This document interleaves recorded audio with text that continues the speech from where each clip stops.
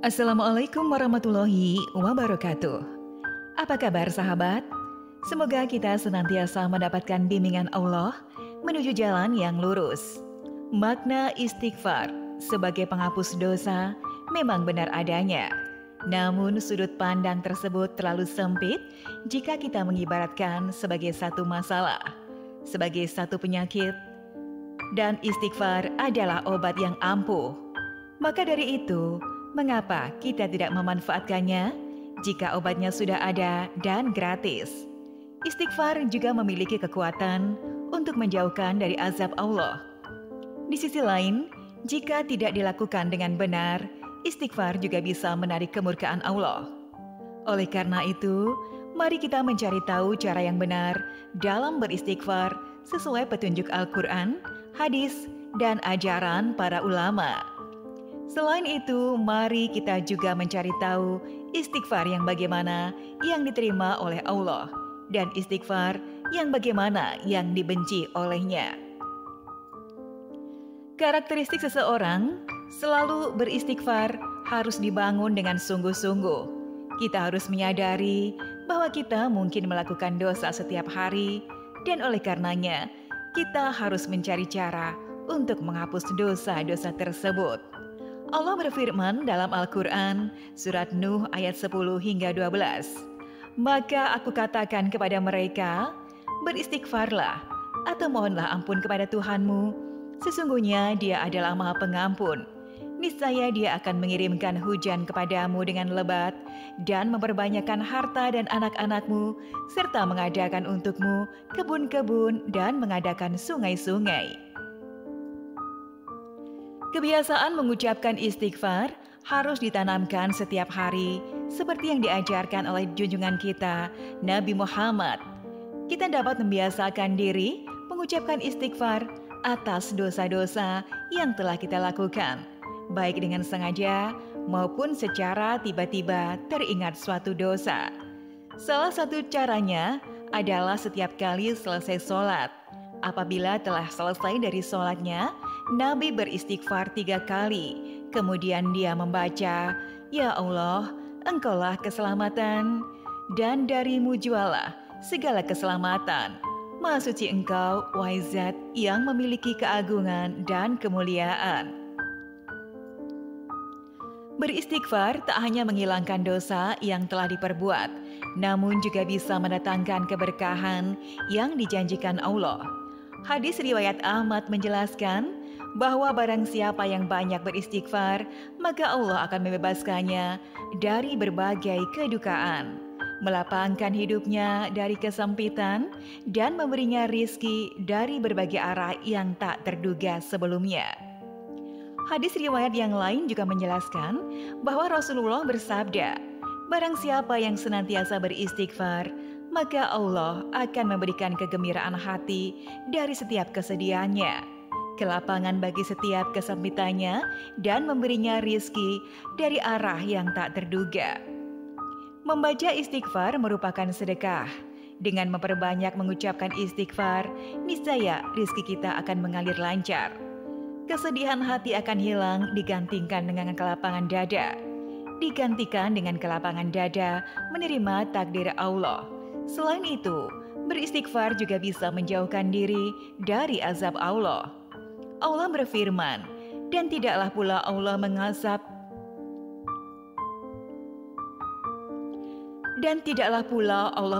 mereka yang sedang mereka meminta ampun.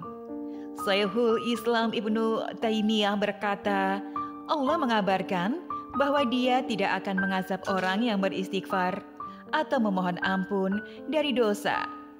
Karena istighfar itu akan menghapus dosa, yang dosa itu sendiri merupakan penyebab datangnya azab, sehingga azab itu pun sirna dengan cepat. Jadi secara umum dan secara sederhana bisa kita ringkas bahwa istighfar bermanfaat untuk menghapus dosa, menjauhkan diri dari azab Allah, dan membuka pintu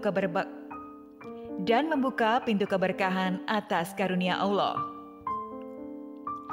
Al-Quran telah mengajarkan kepada kita berbagai macam bacaan istighfar. Dalam surah Ali Imran ayat 147 diajarkan, Wahai Rabb kami, ampunilah dosa-dosa kami dan tindakan-tindakan kami yang berlebihan dalam urusan kami. Dan tetapkanlah pendirian kami, serta tolonglah kami terhadap orang-orang kafir. Surah Al-Imran ayat 16. Wahai Rabb kami, sesungguhnya kami telah beriman, maka ampunilah dosa-dosa kami dan lindungilah kami dari siksa api neraka. Surah Al-Imran ayat 193. Wahai Rabb kami, sesungguhnya kami mendengar orang yang menyeru kepada iman, yakni, berimanlah kalian kepada Rabbku, maka kami pun beriman. Wahai Rabb kami, ampunilah dosa-dosa kami dan hapuskanlah kesalahan-kesalahan kami, dan wafatkanlah kami beserta orang-orang yang berbakti. Surah Al-Mu'minun ayat 109. Wahai Rabb kami, sungguh kami telah beriman, maka ampunilah kami dan berilah kami rahmat. Engkau adalah pemberi rahmat yang terbaik. Surat At-Tahrim ayat 8. Wahai Rabb kami, sempurnakanlah untuk kami cahaya kami dan ampunilah. Sungguh Engkau Maha Kuasa atas segala sesuatu. Sahabat beriman yang dirahmati Allah, selain istighfar yang termaktub di dalam Al-Quran, berikut ini beberapa istighfar yang disebutkan dalam hadis. Ya Allah, Engkau adalah Rabbku. Tidak ada sesembahan yang jahat diibadahi dengan benar selain Engkau. Engkau yang menciptakan aku, dan aku adalah hamba-Mu. Aku menetapi perjanjian-Mu dan janji-Mu sesuai dengan kemampuanku. Aku berlindung kepadamu dari keburukan perbuatanku. Aku mengakui nikmat-Mu kepadaku, dan aku mengakui dosaku kepadamu. Maka ampunilah aku, sebab tidak ada yang dapat mengampuni dosaku selain Engkau. Ini merupakan redaksi istighfar yang paling istimewa, biasa disebut dengan Sayyidul Istighfar. Rasulullah menjelaskan keutamaannya, bahwa barang siapa mengucapkannya di waktu siang dengan penuh keyakinan, lalu meninggal pada hari itu sebelum waktu sore, maka ia termasuk penghuni surga. Barang siapa membacanya di waktu malam dengan penuh keyakinan, lalu meninggal sebelum masuk waktu pagi, maka ia termasuk penghuni surga. Ketika Abu Bakar meminta diajari doa untuk dibaca dalam sholatnya, Rasulullah pun mengajarkan istighfar berikut ini. Ya Allah, sesungguhnya aku telah banyak menzolimi diriku sendiri, dan tidak ada yang bisa mengampuni dosa, melainkan hanya Engkau. Maka ampunilah aku dengan ampunan dari-Mu, dan sayangilah aku. Sesungguhnya Engkau Maha Pengampun lagi Maha Penyayang. Dari berbagai redaksi tersebut, istighfar digandengkan dengan permohonan taubat. Ibnu Qayyim dalam kitabnya mengatakan,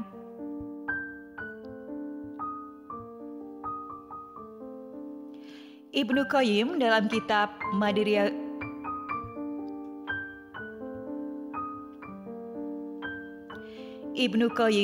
kitab Madarius Shalihin menjelaskan bahwa jika istighfar disebutkan secara bersamaan dengan taubat, maka yang dimaksud dari istighfar adalah meminta perlindungan dari keburukan dosa yang telah terjadi. Sedangkan taubat adalah kembali dan meminta perlindungan dari keburukan yang dikhawatirkan terjadi di masa yang akan datang berupa kejelekan amal yang ia perbuat. Maka istighfar merupakan upaya menghilangkan keburukan, sedangkan taubat adalah meminta adanya manfaat atau kebaikan. Ampunan akan melindungi diri kita dari keburukan dosa yang telah terjadi, sementara taubat dilakukan setelah adanya perlindungan. Dengan demikian, terwujudlah apa yang kita cintai atau harapkan berupa maslahat atau kebaikan. Beristighfar memang bisa dilakukan kapan saja, namun ada waktu yang paling utama yang bisa kita jadikan kebiasaan sehari-hari, yakni waktu sahur. Menurut kesepakatan para ulama, waktu sahur adalah di sepertiga akhir malam, di mana waktu ini adalah waktu terbaik untuk membaca istighfar. Allah Ta'ala berfirman, mereka hanya sedikit tidur pada waktu malam, dan pada waktu sahur, kebiasaan mereka memohon ampun kepada Allah. Dahulu, kebiasaan Abdullah bin Umar adalah melaksanakan sholat dengan memperpanjang berdirinya. Ketika waktu sahur tiba, beliau berhenti membaca Al-Quran dan mulai beristighfar. Sejatinya seorang hamba dianjurkan untuk banyak beristighfar kapan saja. Al-Hasan Al-Basri menjelaskan, perbanyaklah istighfar di rumah, di meja makan kalian, di jalan-jalan kalian, di pasar kalian, dan di majelis-majelis kalian. Sesungguhnya, kalian tidak tahu kapan ampunan Allah akan turun. Oleh karena itu, istighfar disyariatkan untuk dibaca kapan saja. Namun hukumnya menjadi wajib ketika kita melakukan perbuatan dosa dan hukumnya sunnah setelah kita selesai melakukan amal soleh. Fungsinya adalah untuk menyempurnakan berbagai kekurangan yang ada di dalamnya. Namun perlu diketahui bahwa ada beberapa jenis orang yang ketika mereka beristighfar, maka istighfar mereka akan ditolak oleh Allah. Meskipun mereka berusaha membaca istighfar sebanyak mungkin, tetap saja ditolak. Sudah banyak yang mengetahui bahwa istighfar adalah tindakan memohon ampunan kepada Allah atas dosa-dosa yang telah dilakukan. Namun, dalam beberapa kasus, istighfar yang dilakukan dengan cara yang tidak benar atau tidak pantas malah mengundang kemurkaan Allah. Salah satu istighfar yang dibenci Allah adalah istighfarnya yang diucapkan ketika hatinya masih berbuat fajir. Yahya bin Mu'adz berkata, berapa banyak orang yang beristighfar yang dimurkai dan orang yang diam yang dirahmati. Yang ini beristighfar dalam keadaan hatinya berbuat fajir dan yang lain diam keadaan hatinya berzikir. Yang dimaksud dalam keadaan hatinya berbuat fajir adalah hati yang menyimpang dari kebenaran, seperti seseorang yang tetap meniatkan dalam hati untuk berbuat dosa setelah beristighfar atau beristighfar dengan disertai niat riya dan yang semisalnya. Imam Al-Ghazali dalam kitab Mukayasafatul Qulub menyebutkan orang fasik terbagi di atas dua jenis, yakni fasik kafir dan fasik fajir. Orang fasik kafir adalah mereka yang tidak beriman kepada Allah dan Rasul. Sementara fasik fajir adalah mereka yang meminum khamr, mengkonsumsi makanan yang diharamkan, berzina, mendurhakai perintah Allah dan lainnya, keluar dari jalan ibadah, masuk ke dalam kemaksiatan. Tetapi mereka tidak menyekutukan Allah. Fasik fajir umumnya berasal dari dorongan nafsu syahwat. Walaupun orang fajir masih bisa mendapatkan ampunan dari Allah, namun istighfar mereka bisa saja tertolak karena tetap melakukan hal-hal yang dibenci Allah. Kemudian seseorang yang memiliki selingkuhan atau berzina akan dibenci oleh Allah meskipun ia telah beristighfar. Selain orang tersebut selesai berzina dengan selingkuhannya, kemudian ia teringat dan mempertimbangkan untuk beristighfar, istighfar yang dilakukannya tidak akan diterima oleh Allah. Zina merupakan dosa besar dan cara bertaubatnya tidak cukup hanya dengan beristighfar. Hal ini dijelaskan dengan jelas oleh Allah dalam surah An-Nur ayat 2. Pezina perempuan dan laki-laki hendaklah dicambuk 100 kali, dan janganlah merasa belas kasihan kepada keduanya, sehingga mencegah kamu dalam menjalankan hukum Allah, jika kamu beriman kepada Allah dan hari akhir. Dan hendaklah dalam menjatuhkan sanksi mereka disaksikan oleh sekumpulan orang-orang yang beriman. Dari sini sudah jelas mengapa pezina akan ditolak istighfarnya, dan Allah akan semakin membencinya jika persinahan tersebut terus dilakukan setelah membaca istighfar, karena seolah-olah mempermainkan Allah. Hal inilah seperti yang dilakukan oleh iblis. Iblis sudah tahu perbuatannya akan diazab oleh Allah, namun iblis tetap melakukannya karena sifat sombongnya, seolah-olah meremehkan azab Allah. Selanjutnya adalah istighfar bagi orang-orang yang memakan harta haram. Seseorang yang menggunakan harta haram untuk keperluan makanan dan kebutuhan hidupnya, ketika dia beristighfar memohon ampun kepada Allah, permohonannya tidak akan diterima. Allah menegaskan dalam salah satu firman-Nya, "Dan janganlah kamu makan harta di antara kamu dengan jalan yang batil. Dan janganlah kamu menyuap dengan harta itu kepada para hakim dengan maksud agar kamu dapat memakan sebagian harta orang lain. Padahal kamu mengetahuinya. Harta haram secara sederhana bisa kita maknai dengan suatu harta yang sejatinya bukan hak kita. Harta itu didapatkan misalnya dengan cara mencuri, korupsi, atau mengambil harta anak yatim dan fakir miskin yang seharusnya kita keluarkan dari pendapatan kita. Cara bertaubatnya tidak hanya berhenti melakukannya, lantas berharap dosanya terhapus, melainkan dengan mengembalikan harta itu kepada pemiliknya atau yang berhak. Jika uang hasil mencuri atau korupsi, maka harus dikembalikan. Dan jika itu harta yang seharusnya dibayarkan zakat, maka harus dikeluarkan kepada penerima zakat dan sedekah. Kemudian, istighfar hanya dilakukan saat berbuat dosa dalam ajaran agama Islam. Istighfar merupakan suatu bentuk penyesuaian dan penyesalan serta permohonan ampunan kepada Allah atas segala dosa yang dilakukan, baik yang disadari maupun yang tidak disadari.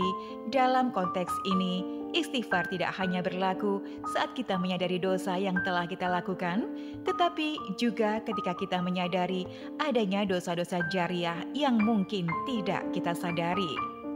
Contohnya, ketika kita membuang sampah sembarangan yang kita sadari adalah merepotkan tukang bersih-bersih, lalu kita beristighfar dan meminta maaf kepada tukang bersih-bersih tersebut. Namun, yang tidak kita sadari adalah ada berapa banyak makhluk-makhluk super kecil yang terganggu olehnya.